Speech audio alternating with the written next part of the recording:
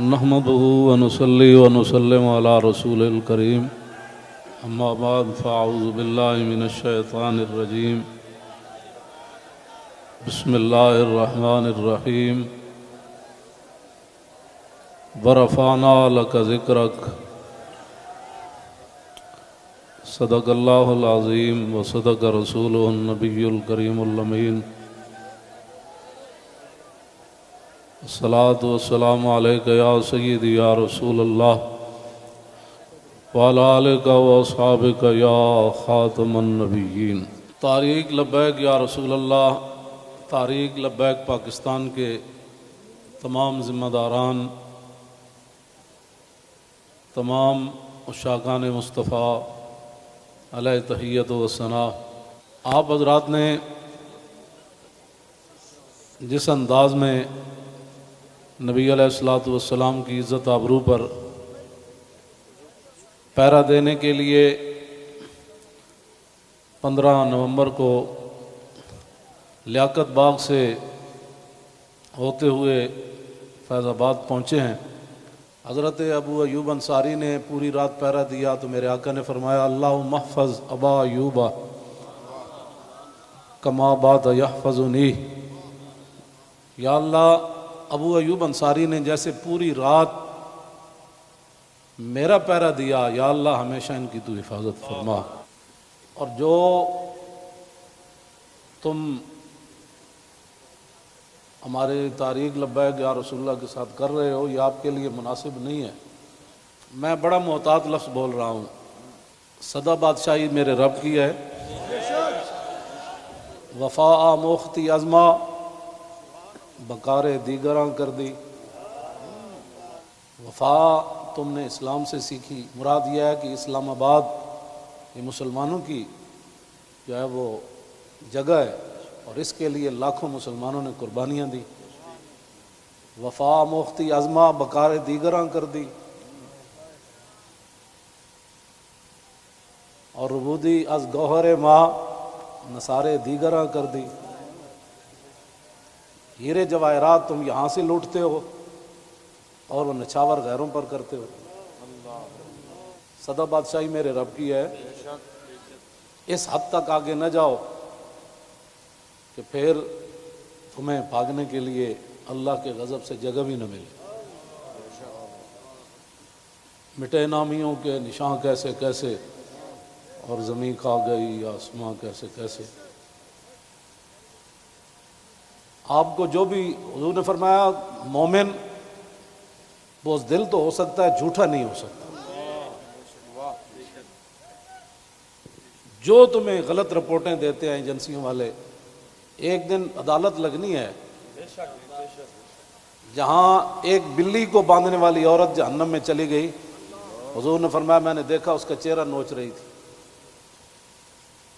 تو تم ان حضور کے غلاموں پر جیسے شیلنگ کرتے ہو اور جس بے دردی کے ساتھ تم ان کو گرفتار کرتے ہو، پھر لبیک کے نعرے کے اوپر تم مارتے ہو ان کو، تو جس دن آپ عدالت بیسی تل تل لکھیا بھرنے۔ اور عدالت اب یہاں بھی لگنے والی ہے، سدا یہ نہیں رہنا، سدا نہیں رہنا۔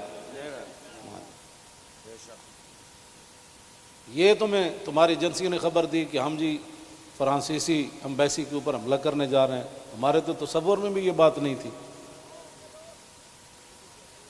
کیوں جھوٹ بولتے ہو؟ فنجعل لعنۃ اللہ علی الکاذبین، کیوں جھوٹ بولتے ہو؟ یہ چمکتے ہوئے چہرے، یہ سارے، یہ سادات، حافظ قاری، آپ ان سے اگر پوچھ لیں جی آپ کا کیا مطلب ہے، کیوں جا رہے ہیں، ہم آپ کو بتا دیتے کیوں جا رہے ہیں۔ میں نے ادھر بھی وہی تقریر کی، کراچی میں بھی وہی کی۔ چڑھتی ہے جب فقر کی سام پہ تیغ خودی، تو پھر ایک سپاہی کی ضرب کرتی ہے کار سپاہ۔ جن کے تم کہنے پر مسجدوں میں جوتوں سمیت داخل ہوتے ہو، اور جن کے کہنے پر تم حفاظ اور قراء اور علماء اور سادات کو اور غلامان رسول پر ظلم و ستم ڈالتے ہو، تو آپ کو پتہ ہے حضور نے کیا فرمایا، من آذا مسلما فقد آذانی۔ حضور نے فرمایا جس نے کسی مسلمان کو دکھ دیا اس نے تو مجھے دکھ دیا، اور پھر رسول اللہ کے نعرے پر تم لوگوں کو مارتے ہو. یہ میں بالکل کھلی بات کر رہا ہوں آپ سے. جو یہاں مخبر بیٹھے ہیں نا، جھوٹ ہی ہے. الصدق ینجی والکذب یہلک. 72 سال تم نے جھوٹ بولا نا، تو آج پوری دنیا میں پاکستان کو تم نے تباہ کر دیا. نہ کوئی کرنسی کی وقت رہی، نہ ہمارے پاسپورٹ کی وقت رہی، نہ ہماری اشیاء کی وقت رہی. کہتے ہیں یہ پاکستانی بنی ہوئی ہے، چھوڑو چھوڑو چھوڑو، یہ پاکستانی پاسپورٹ ہے، ان کو لائن میں لگا دو. گراؤ، جلاؤ، بندے مارنا اور دکانیں لوٹنا، ہمارے کروڑوں میں حصے میں بھی کسی کارکن کے دل میں بھی نہیں آئی یہ بات. کل جو ظلم تم نے کیا، یہ بھوکے پیاسے بیٹھے رہے اور رات 4 بجے سے لے کر صبح 9 بجے تک. ایک دن تو عدالت لگنی ہے نا. کوئی بات نہیں، انشاءاللہ یہ بات پھر تو ہے نا، یہ کوئی مسئلہ ہے؟ نہیں، یہ تو ہونا تھا. اللہ تعالیٰ پھر ایسے ہی عطایا علی متن البلایا. ہاں، جو اللہ کے انعامات ہوتے ہیں نا، وہ تکلیفوں کی پشت پر سوار ہو کے آتے ہیں. ہاں، نہ کوئی ہمارا کارکن اس قسم کی جناب وہ باتوں میں ملوث ہے تو آپ ہمیں بتائیں. میں بھی موجود ہوں، شاہ جی موجود ہیں، اے موجود ہیں، نت شاہ جی موجود ہیں، ہمارے سرپرست عالم موجود ہیں، ہمارے شاہ جی آگے بیٹھے ہیں، سید ظہیر الحسن شاہ صاحب موجود ہیں. آپ کو کیا مسائل ہے ہم سے؟ وہ جو درد ہے نا، وہ اصل بتائیں آپ کو. ہاں جی، وہ بتائیں. وہ درد تو ہے جب، وہ تو قیامت تک رہنے ہیں.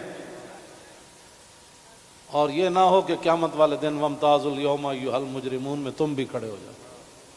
اور اس دن پھر یوم یعض الظالم علی یدیہ، اس دن پھر اپنے ہاتھ کاٹو کہ ہائے ہم نے لبیک والوں کے ساتھ یہ ظلم کیوں کیے تھے.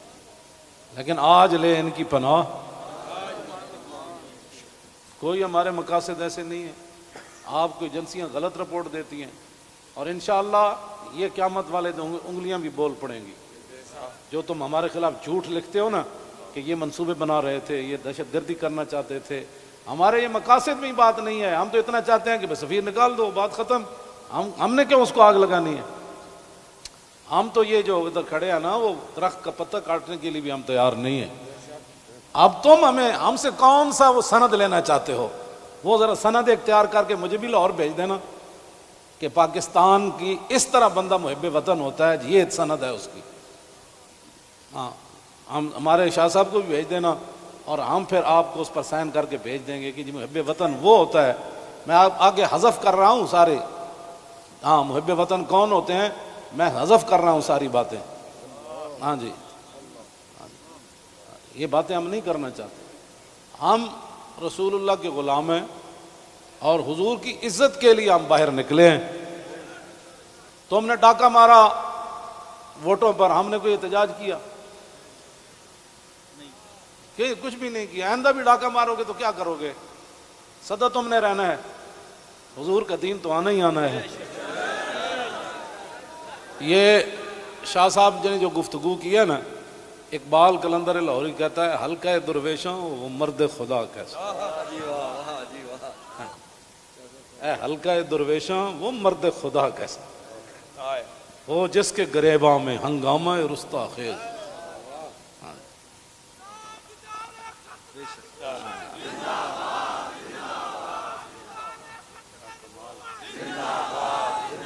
وہ حلقہ درویشاں وہ مرد خدا کیسا. ہاں، اللہ جو ذکر کی گرمی سے شمع کی طرح روشن، جو فکر کی سرعت میں بجلی سے زیادہ تیز. حلقہ درویشاں وہ مرد خدا کیسا.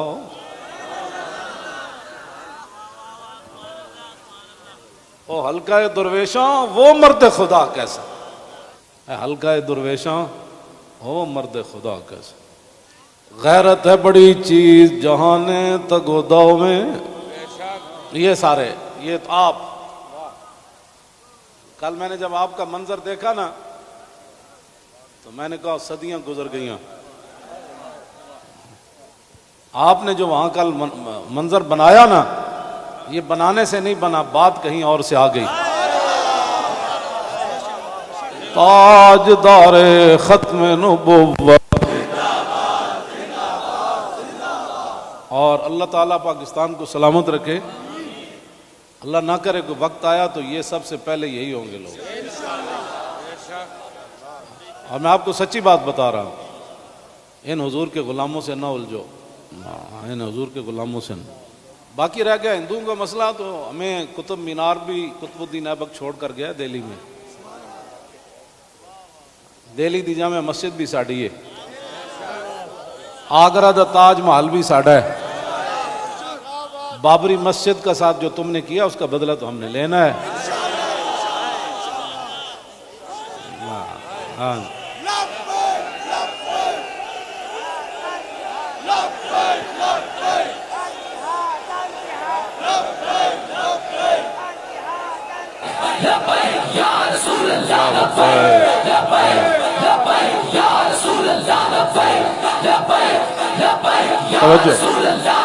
آپ کو ابھی ہماری سمجھ نہیں آئی، اللہ آپ کو سمجھ عطا فرمائے، آپ کو سمجھ عطا فرمائے. اللہ اقبال کی گل کر گیا، حاصل کسی کامل سے یہ پوشیدہ ہنر کر، حاصل کسی کامل سے یہ پوشیدہ ہنر کر، کہتے ہیں کہ شیشے کو بنا سکتے ہیں خارا. اور جو آپ کر رہے ہیں، دین ہاتھ سے دے کر اگر آزاد ہو ملت.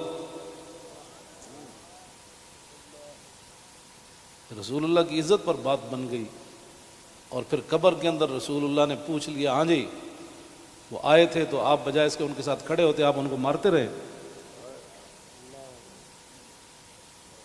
آپ ان کے خلاف پرچے کاٹتے رہے.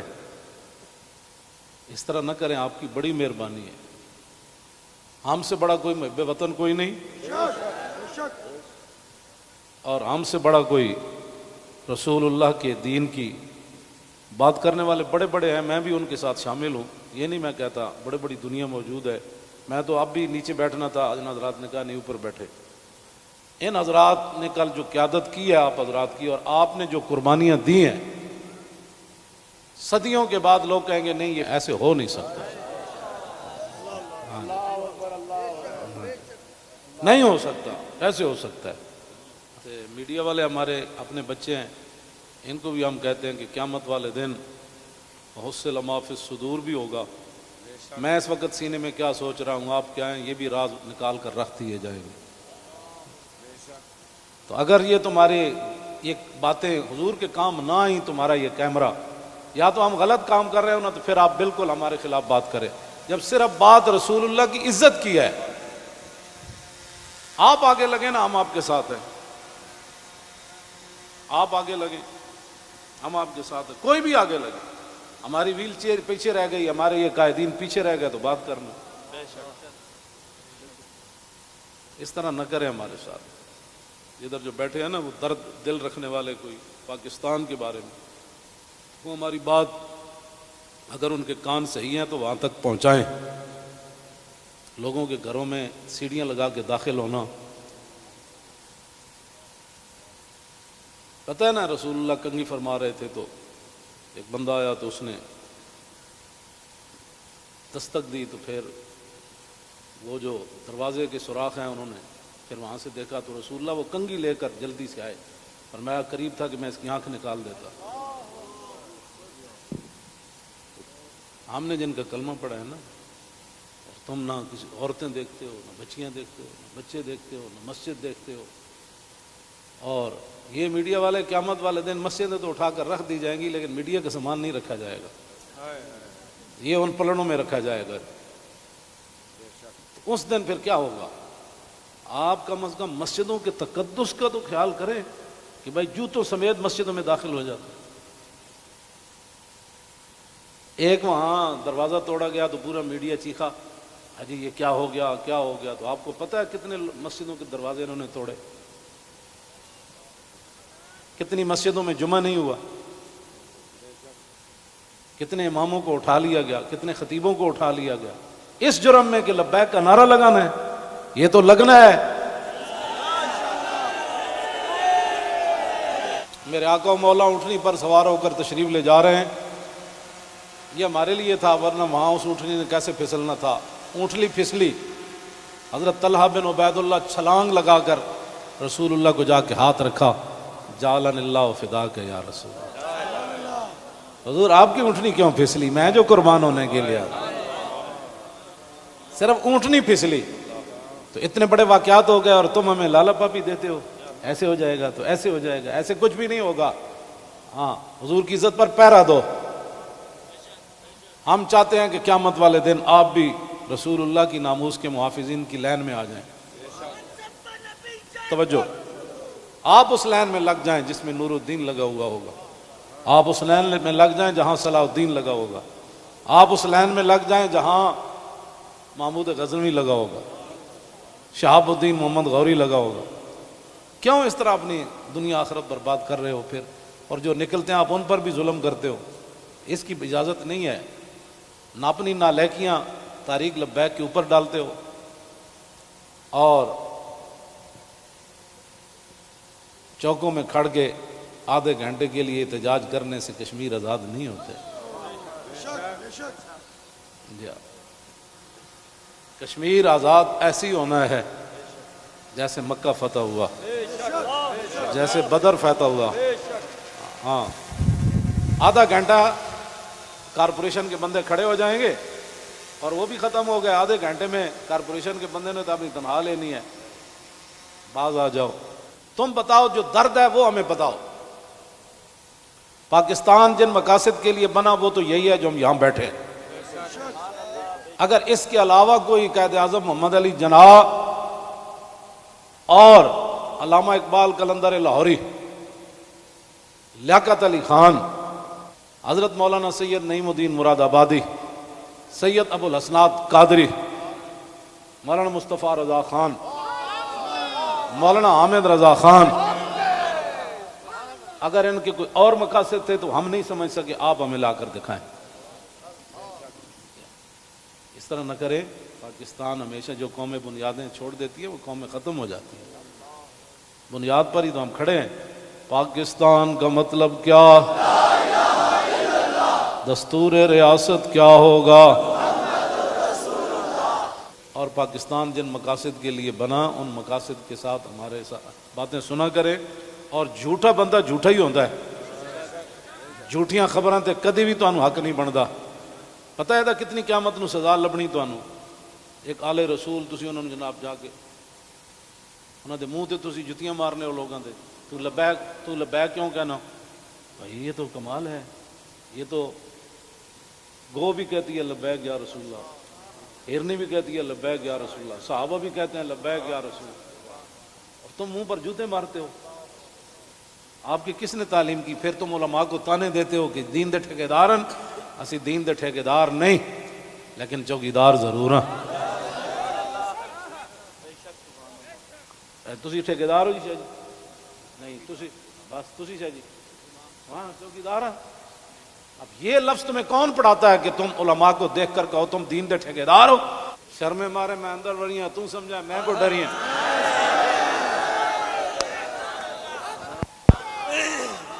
یہ کیڑی بات؟ یہ کیا بات مال ہے؟ یہ کیا ٹھیکیداری؟ تو کبھی بھی ہم نے دعوے نہیں کیے، یا کبھی کہا ہو تو بتاؤ ہم نے ٹھیکیداری کی دعوت کی ہے، دعوے کیے ہم نے کبھی بھی نہیں کہا۔ ہم تو رسول اللہ کے غلام ہیں اور رسول اللہ کی عزت کی بات کرتے ہیں۔ اور اگر یہ جو مجمع ہے اور یہ جو عاشقان مصطفیٰ، اس کے مقابلے میں آپ کے پاس دنیا میں کوئی بندے ہیں نا تو وہ میرے سامنے لاؤ۔ رسول اللہ لبیک لبیک لبیک یا رسول اللہ لبیک لبیک لبیک یا رسول اللہ لبیک لبیک لبیک یا رسول اللہ لبیک لبیک لبیک یا رسول اللہ۔ عن الحسن بن علی رضی اللہ تعالی عنہما قال سألت خالي عند ابن أبي علا وكان وصافا عن حلية رسول الله صلى الله تعالى عليه وسلم أنا أشتهي أن يصف لي منها شيئا أتعلق به فقال كان رسول الله صلى الله تعالى عليه وسلم فخما مفخما يتلالى وجهه تلالى القمر ليلة البدر أطول من المربوع وأكثر من المشذب عظيم العامد رجل الشعر إن فرقت عقيقة فرقها وإلا فلا يجاوز شعره شحمة أذنيه إذ هو بفره وأزهر اللون واسع الجبين أزج الحواجب سوابغ من غير قرن بينهما عرق يدر والغضب أقنى العرنين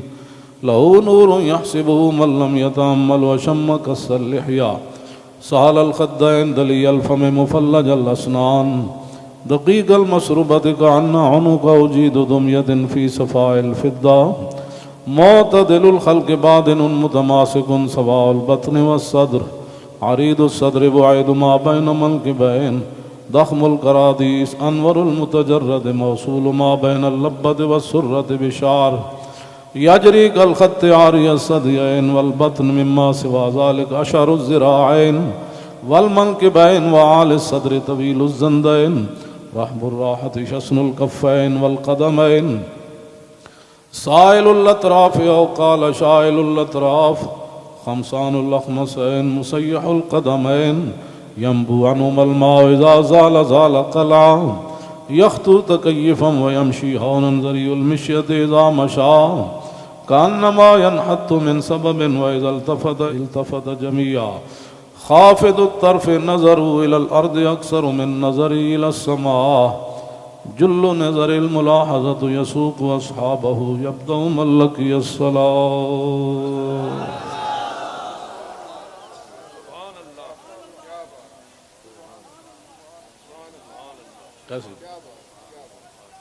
عن الحسن بن علي رضي الله تعالى عنهما قال سألت خالي هند بن أبي هالة وكان وصافا قلت صف لي منطق رسول الله صلى الله تعالى عليه وسلم قال كان رسول الله صلى الله تعالى عليه وسلم متواصل الأحزان دائم الفكرة ليست له راحة طويل السكت لا يتكلم في غير حاجة يفتتح الكلام ويختمه بأشداقه وفي رواية بسم الله ويتكلم بجوامع الكلم كلامه فصل لا فضول ولا تقصير ليس بالجافي ولا بالمهين يعظم النعمة وإن دقت لا يزم منها شيئا غير أنه لم يكن يزم زماكا ولا يمدحه ولا تغضبه الدنيا ولا ما كان لها فإذا تعدي الحق لم يكن لغضبه شيء حتى ينتصر له ولا يغضب لنفسه ولا ينتصر لها وإذا أشار بكفي كلها وإذا تعجب قلبها وإذا تحدث اتصل بها وضرب براحته اليمنى بطن إبهامه اليسرى وإذا غضب أعرض وأشاح وإذا فرح غض طرفه جل ضحك التبسم يفتر عن مثل حب الغمام. عن علي رضي الله تعالى عنه قال لم يكن رسول الله صلى الله تعالى عليه وسلم بالطويل الممقت ولا بالكثير المتردد وكان ربعة من القوم ولم يكن بالجاد القتت ولا بالسبت كان رجلا شعرا ولم يكن بالمطهم ولا بالمكلسم وكان في وجهه تدوير أبيض مشرب أدعج العينين أهدب الأشفار جليل المشاش والكتت أجرد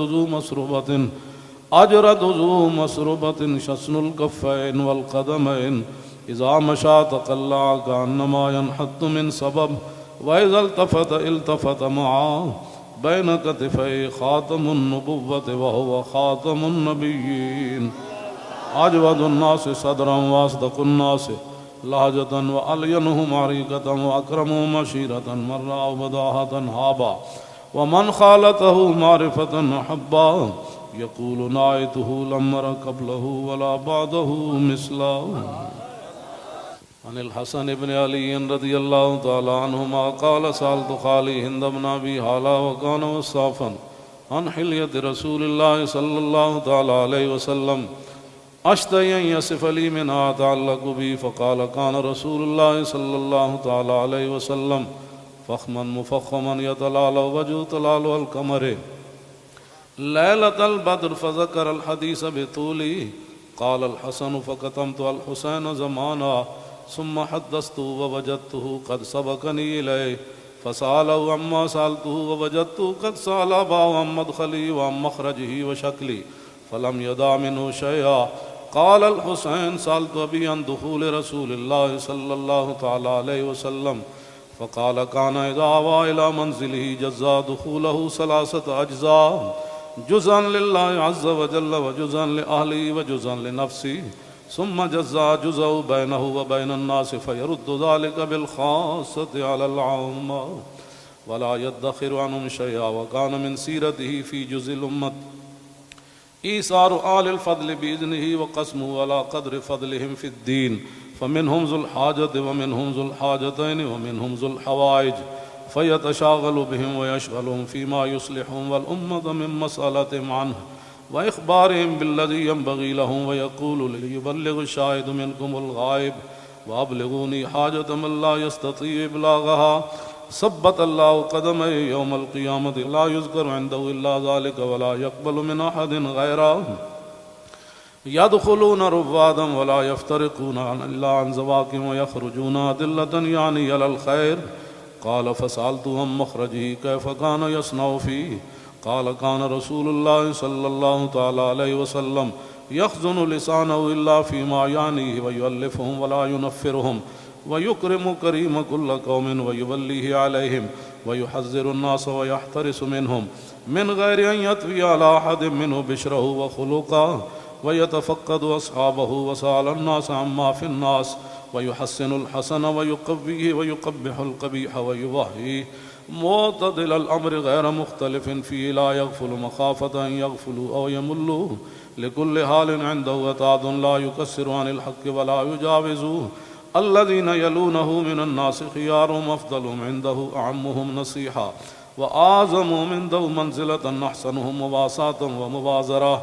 قال فسألت عن مجلسه قال كان رسول الله صلى الله تعالى عليه وسلم لا يقوم ولا يجلس إلا على ذكر، وإذا انتهى إلى قوم جلس حيث ينتهي المجلس ويأمر بذلك يعطي كل جلساء بنصيبه لا يحسب جليسه أن أحدا أكرم عليه منه. من جالسه وفاوضه في حاجة صابره حتى يكون هو المنصرف عنه، ومن سأله حاجة فلم يرده إلا بها أو بميسور من القول قد وسع الناس بسطوا وخلقوا فصار لهم أبا فصاروا عنده في الحق سواء. مجلس علم وحياء وصبر وأمانة لا ترفع فيه الأصوات ولا تؤبن فيه الحرم ولا تنسى فلتاته متعادلين يتفاضلون فيه بالتقوى متواضعين يوقرون فيه الكبير ويرحمون فيه الصغير ويؤسرون ذا الحاجة ويحفظون الغريب.